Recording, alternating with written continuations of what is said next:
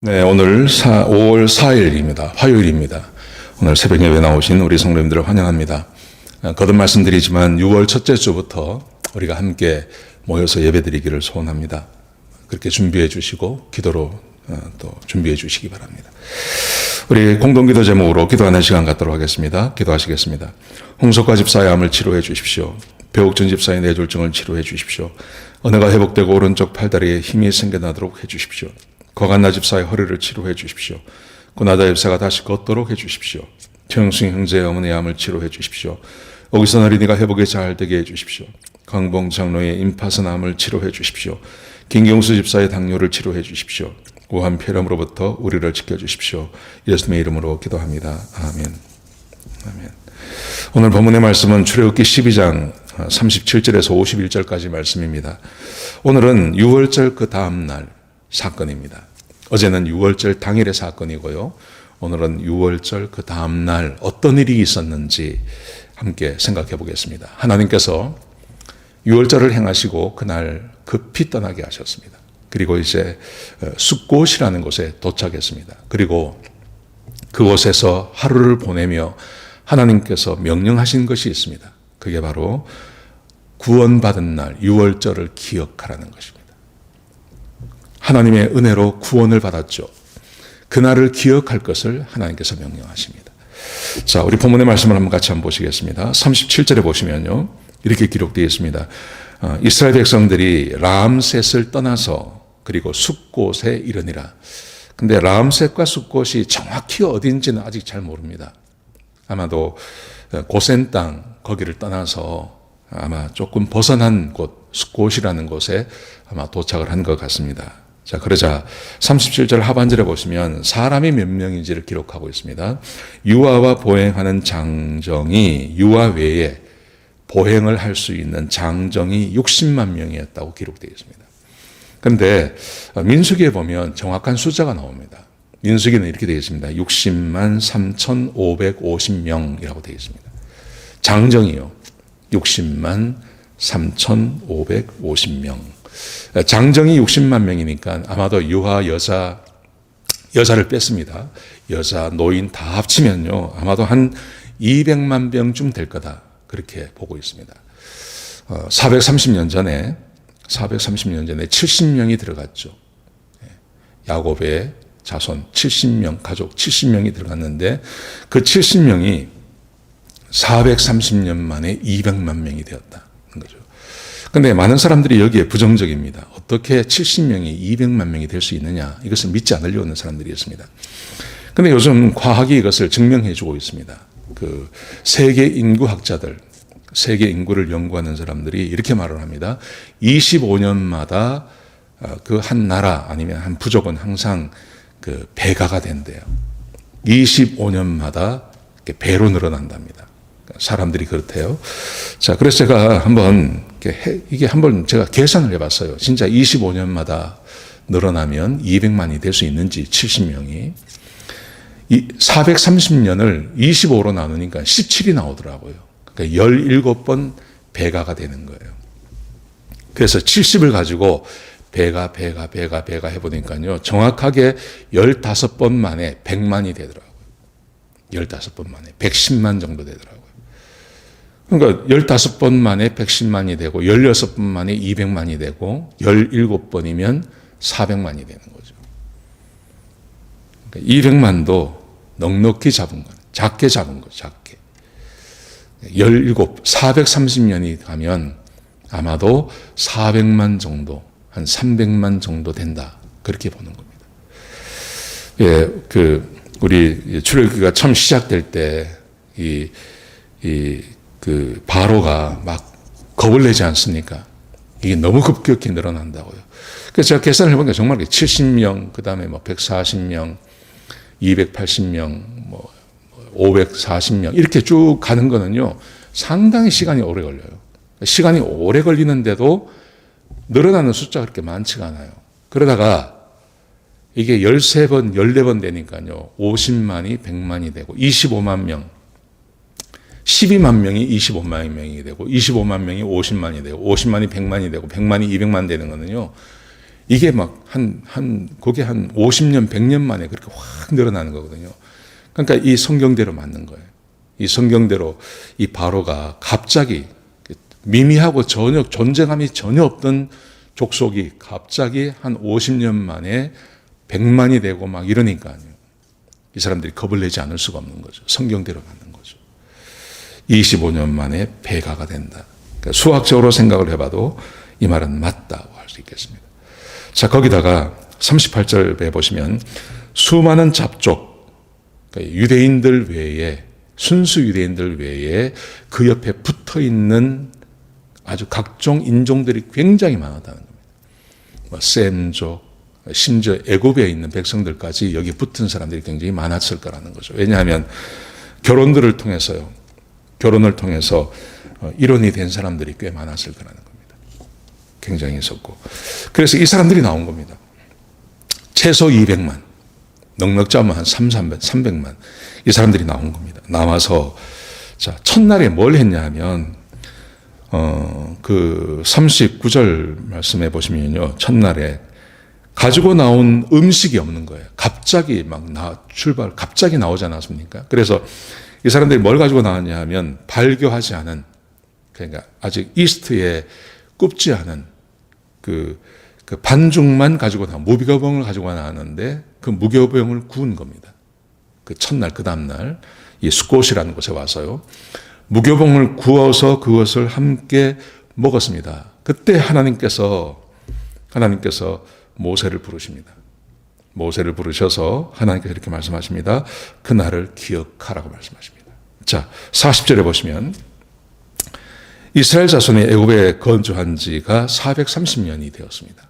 430년이 되었고 430년이 끝나는 날, 이걸 이제 학자들은 이렇게 계산을 합니다. 아마도 니산월 14일이 그 야곱이 그 요셉을 찾아간 날이 니산월 아마도 14일이었을 거라는 거죠. 14일.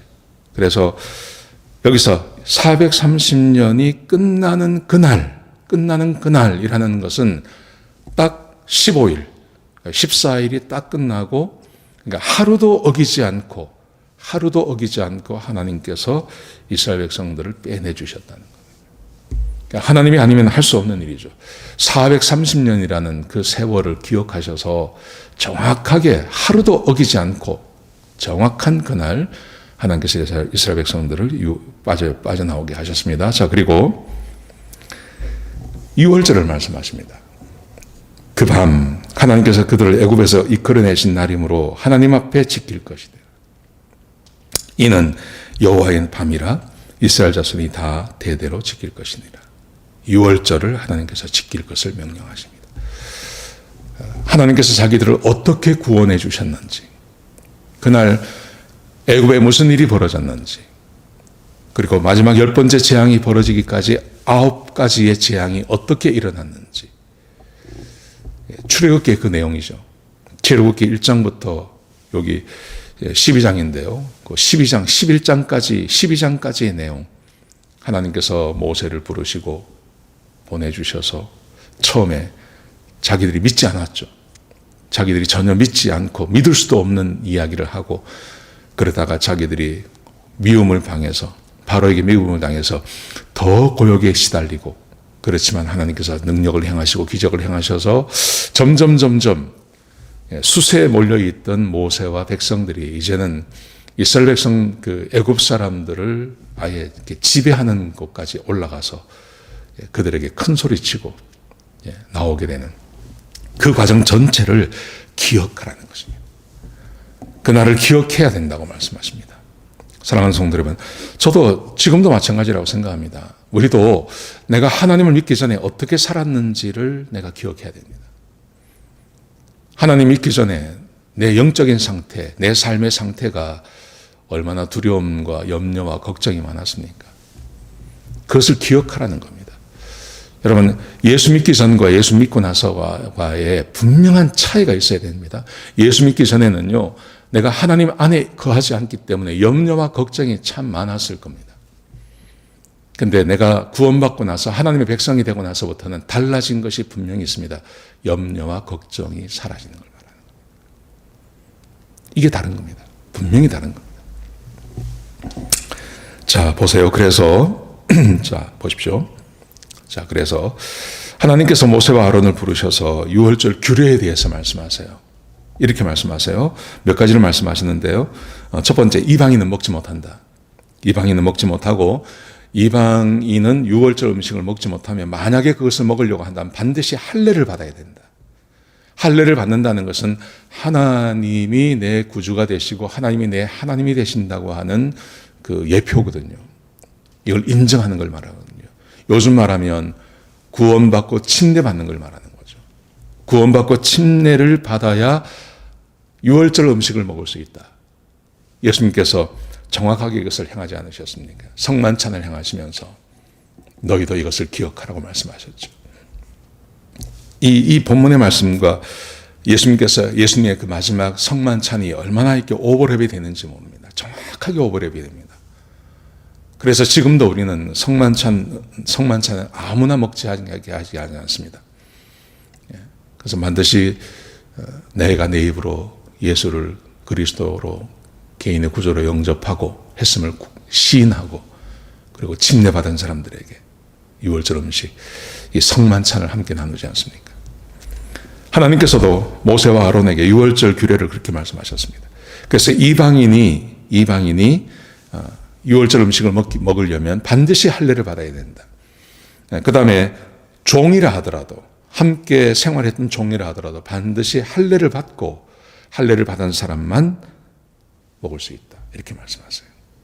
그 다음에 그 유월절 음식에 대해서 말씀하십니다. 유월절 음식을 먹을 때는 이렇게 말해요. 집 안에서 먹는데 뼈를 꺾지 말라.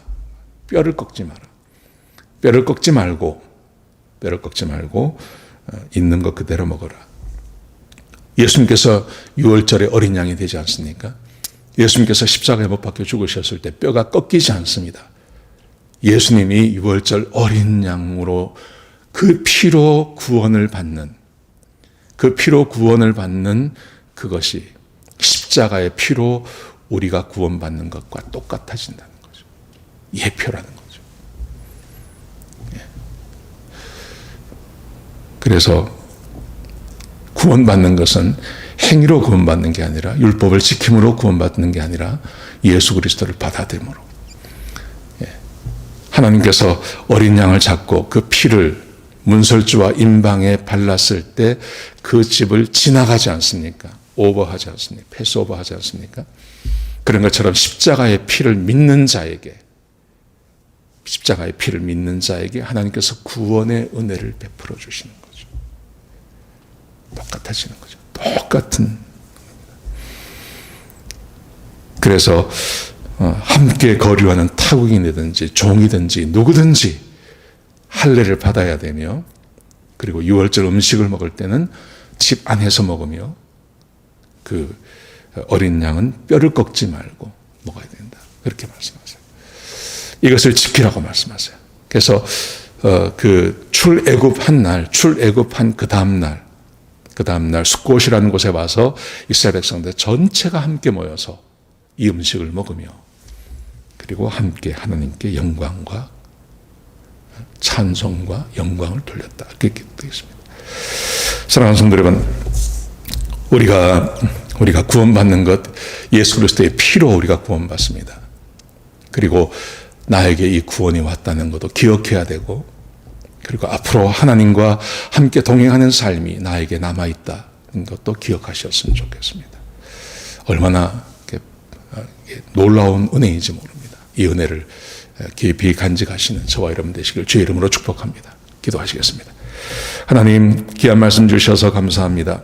아버지 하나님, 이스라엘 백성들이 그 어린 양의 피로 구원받듯이 우리들도 예수 그리스도의 피로 구원받았습니다. 하나님, 내가 구원받은 하나님 백성이라는 것을 기억하게 하시고, 내가 하나님께 얼마나 큰 은혜를 받았는지도 기억하며 그 하나님과 동행하는 삶을 깊이 생각하며 묵상하며 살아가는 주의 백성들이 되게 역사하여 주옵소서. 주님 감사합니다.